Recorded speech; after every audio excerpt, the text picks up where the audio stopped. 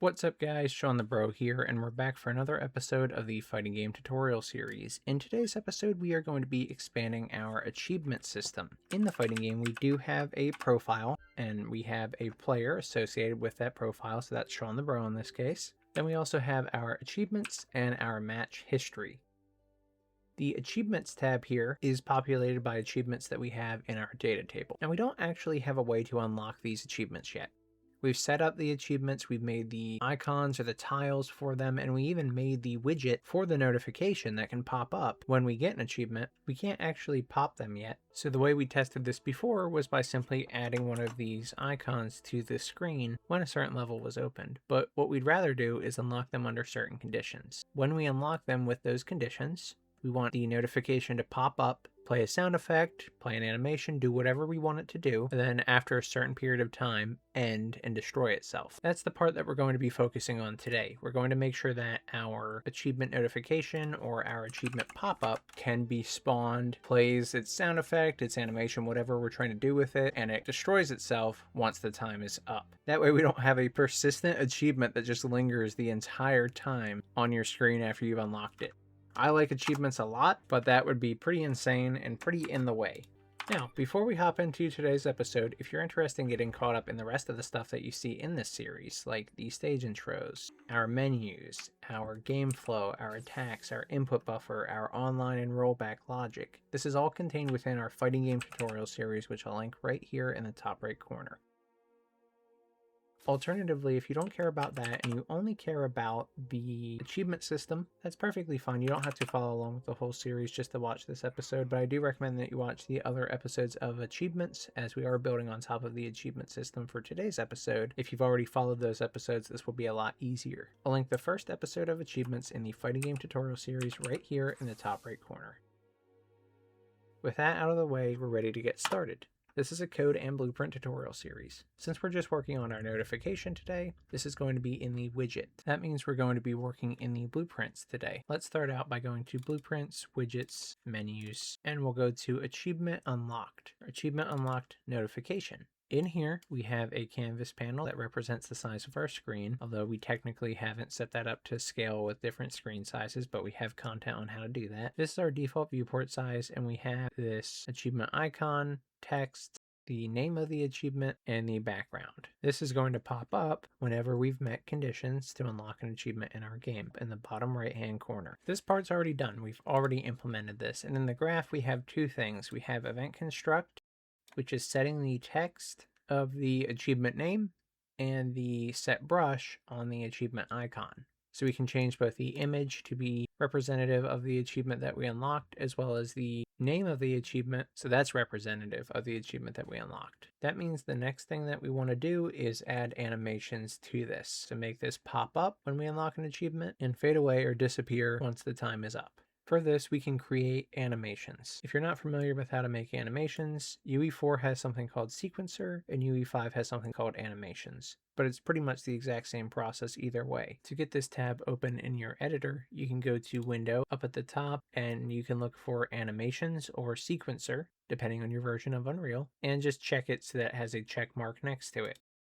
Then it should appear somewhere in your view, and you can move it around like a regular tab at that point. For me, Animations is down here. What we're going to do is create a new animation. This is going to be our unlock animation. So that's going to be when we unlock the achievement, how does this enter the player's screen? We can add an animation by pressing plus animation. We call it whatever we want. I'll call it create notification. We can click on our animation and we can add something called a track. These tracks represent the characteristics of this animation. So for example, we may want to change something like the achievement icon itself, or some text, a shadow, or the opacity, and all these could be different tracks. We could be modifying different elements within this animation that are on this widget. Those would be different tracks for each element we're editing. And then inside of that, the element that we're editing also has characteristics, again, like opacity or color that we may want to change. and those are separate tracks too. The first thing that we want to do is determine what we actually want our animation to be. For the purposes of this tutorial, let's make the entire achievement unlock notification just fade in. We could encapsulate all of our elements within a container, and we've already done this. It's in this unnamed canvas panel. If we take this canvas panel that has all of our children elements, children widgets here, and we call this achievement notification canvas panel,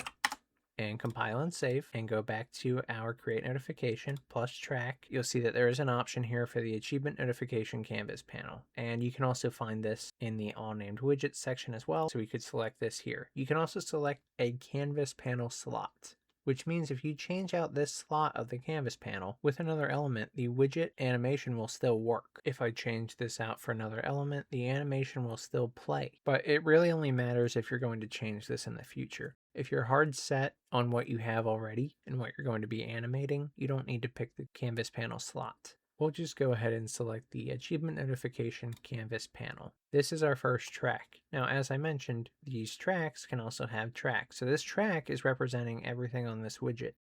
But this track, pressing this plus here, plus track, is changing what we're modifying about this achievement notification canvas panel. You have things like events, visibility, pivot, transform. What we're going for is render opacity this time. Once you add this track, you'll now see this render opacity below your canvas panel, and it's set to 1.0, which is full. Opacity is a measure of how visible something is, and it's a ratio of 0 to 1. So 1.0 means it's not see-through at all. It's completely opaque. It's not transparent. 1.0 is 100%.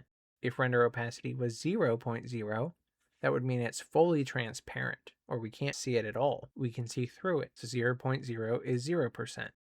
If this was 0.5, that would be 50%, meaning it's 50% opaque, 50% transparent. We can see through it partially, halfway.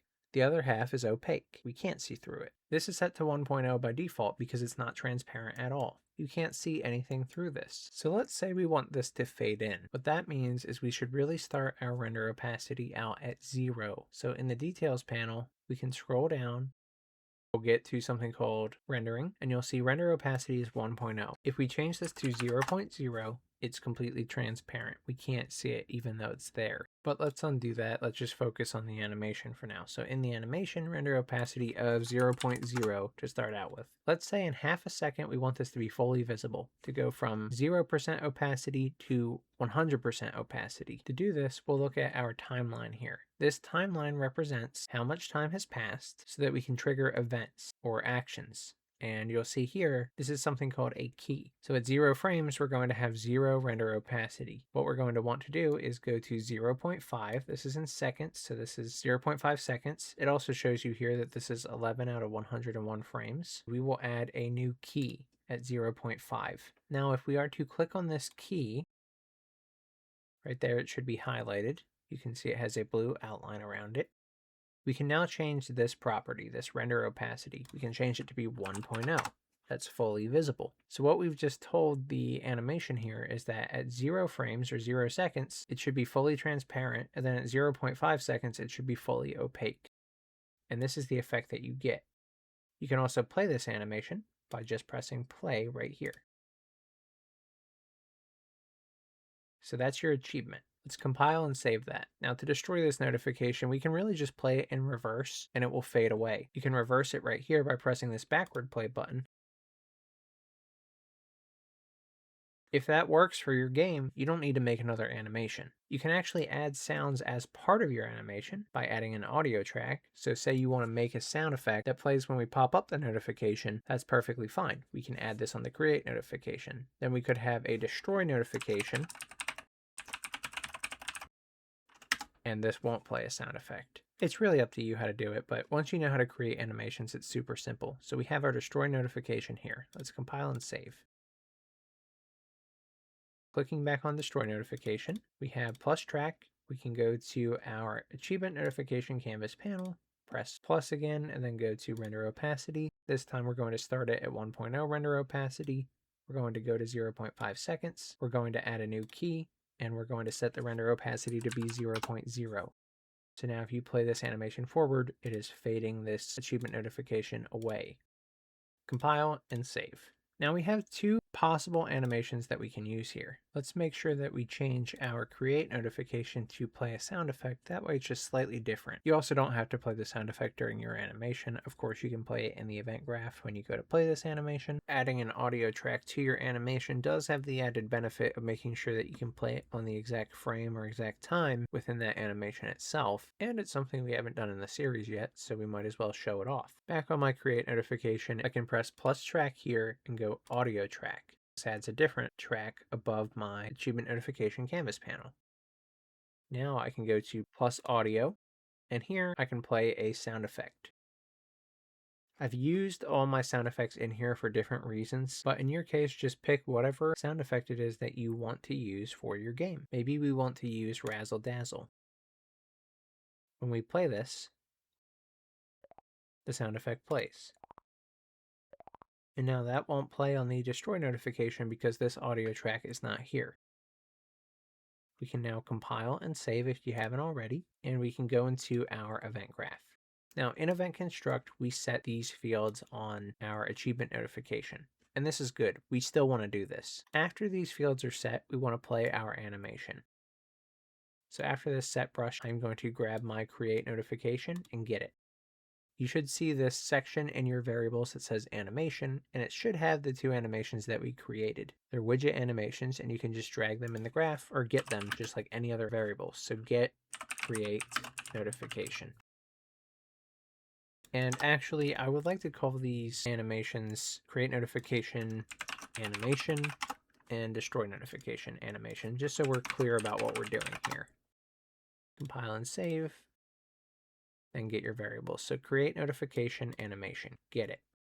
Now we can drag off of it and type play animation. You have a lot of options here. A simple play animation will work. We can also use play animation forward, but let's just do play animation here. Now we have our animation as the in animation. The target is self because we're playing this animation on this widget. The start at time is 0, meaning it starts at the beginning. The number of loops that play is 1. If you set this to 0, it will loop indefinitely. We want it to pop up and then go away. So 1 is fine. Play mode is forward. You could do reverse or ping pong. Reverse goes backward. Ping pong will go forward, then backward. So it will go to the end initially, then go from the end back to the beginning. Again, forward is just good because we did separate this into two different animations. Playback speed is 1. You could change it here if you decide you change your mind, but you could also just change the speed of the animation itself. And then you have restore state, which means if you add a widget and it ends up in a different spot after the animation, do you want it to return back to the default state when the animation's done? We're not really doing that with this animation, so we'll leave it as false. And this part is good. If we spawn this widget anywhere in our screen, this should happen now. But the destroy notification is a little bit different. When we play our animation here, we've set it up in such a way where it does not automatically need to destroy the widget or hide the widget once it's done. So that means we need to set the time that we want this widget to be alive, or we want this notification to pop up on the screen. So after playing this animation, what I would do is make a timer. To do this, we can set timer by event. And what this will do is allow us to hook this timer up to an event so that once a certain amount of time passes, we call an event. If you drag off of event here and type add custom event, we can call this hide notification.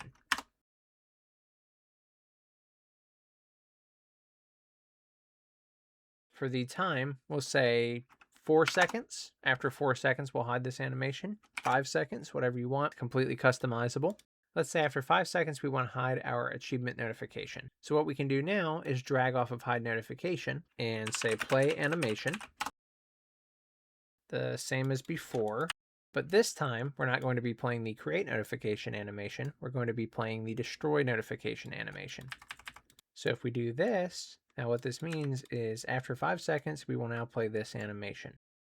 All the same stats for the destroy notification animation are valid. So we can compile and save. Now we're almost ready, but also once this animation is complete and the achievement notification is completely hidden, we should destroy this widget as well, just to properly clean everything up. There's a lot of things we can do for this next part. You could have the animation itself tell you when it's finished. You could set up another timer to clean it up after a certain amount of time and just make sure that that amount of time is longer than the animation duration. Or we can do my favorite method, which is to bind to this animation being finished. If you drag off of your destroy notification animation, you can look for bind animation finished. And so once this animation finishes, we can play another event. So actually, before we play animation here, let's bind to animation finished. And add some reroute nodes to make this look a little nicer.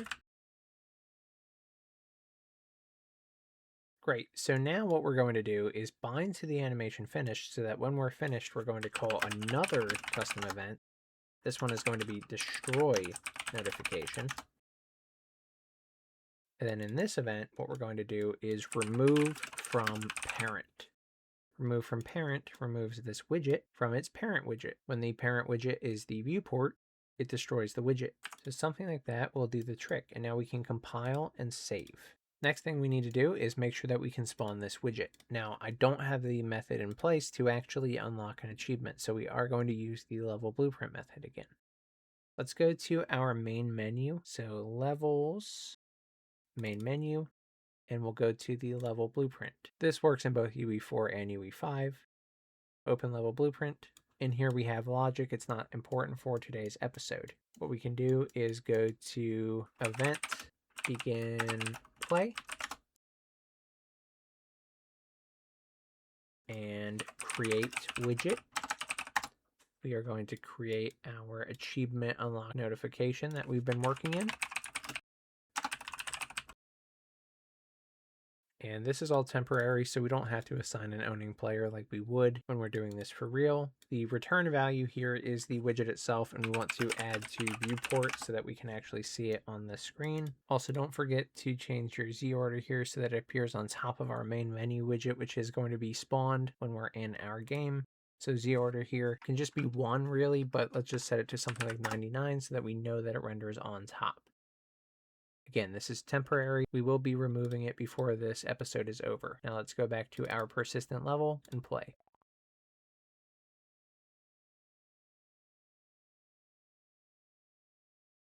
Let's try it again, but let's go back to main menu and let's add a little delay in the level blueprint. So begin play, delay. Let's delay 2 seconds. So after 2 seconds, it will pop this up. Compile and save.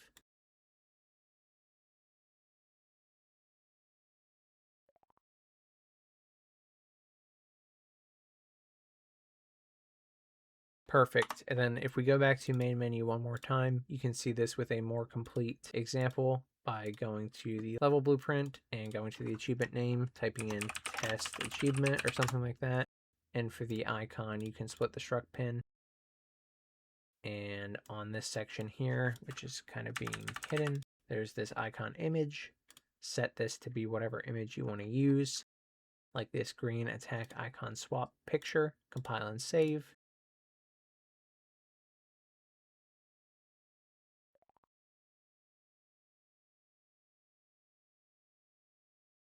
And there you go, guys. That's how we can add those achievement notifications to our game. Now, before we wrap up here, let's make sure we clean this up. So we don't actually want to do this behavior for the level blueprint. So go back in here, delete all those nodes we just added in the main menu level blueprint, compile and save. And I'm also going to remove this comment while I'm in here because why not? We don't need this anymore, this fast testing. We have better ways to handle this sort of thing now. So I'm just removing that as well. Anyway, compile and save our main menu level, go back to your persistent level, and we're good to go. I hope you guys enjoyed this episode on the achievement notification, creating animations for it, playing sound effects, and destroying it. If you did, please subscribe and consider joining the Patreon, YouTube membership, and Discord subscriptions to help benefit the channel, show your love and support, and get some perks along the way. Thank you so much to everyone who has. You're all amazing, and I appreciate you. If you ran into any problems following this tutorial or any of my tutorials, feel free to join the Discord community. There is a link in the description, and I would be happy to help you out. Thank you so much for watching. I'm Shawnthebro, and I'll see you in the next one. Goodbye, guys.